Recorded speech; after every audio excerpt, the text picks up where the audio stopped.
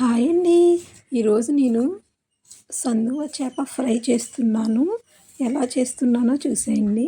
చేపలు కడిగి పక్కన పెట్టుకోవాలి. ఇప్పుడు ఒక స్పూన్ కారం, ఒక స్పూన్ కొంచెం సాల్ట్, అలానే అల్లం వెల్లుల్లి పేస్ట్ వేసుకొని ఈ ముక్కల్ని అందులో వేసి బాగా కలిపేయాలి.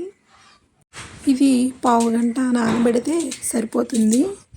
ఈ మసాలా అంతా ఈ ముక్కలకి బాగా అంటుకుంటుంది, నానుతుంది.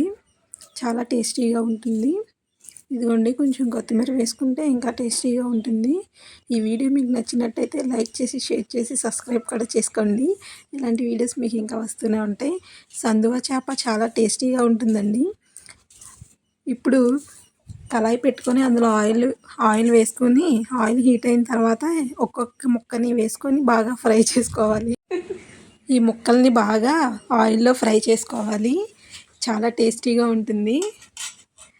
వేడివేడిగా తింటే చాలా బాగుంటుంది. ఇదిగోండి, సందువ చేప ముక్కల ఫ్రై. ఇవి అటు ఇటు బాగా ఫ్రై చేసుకొని ప్లేట్లోకి తీసి పక్కన పెట్టుకోవాలి. ఇప్పుడు టేస్ట్ చేసే టైం వచ్చేసింది. టేస్ట్ చేసేద్దాం. చూస్తుంటే నాకే నోరు ఊరిపోతుంది. సందువ చేప మీరు కూడా ఫ్రై చేసుకున్నారా లేదా కామెంట్ చేయండి. ఇదిగోండి, ఒక్కొక్క ముక్కని బాగా ఫ్రై చేసుకొని ప్లేట్లోకి తీసేసుకోవాలి.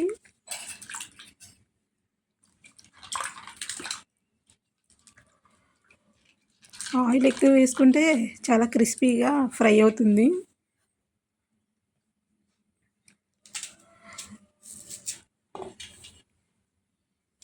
ఫిష్ ఫ్రై రెడీ అయిపోయింది. ఇప్పుడు మా అమ్మాయి టేస్ట్ చేసి మీకు చెప్తుంది. దాని చేయి కాలిపోతుంది. బాగుందంట. ఈరోజుకి ఇదే వీడియో. Bye bye.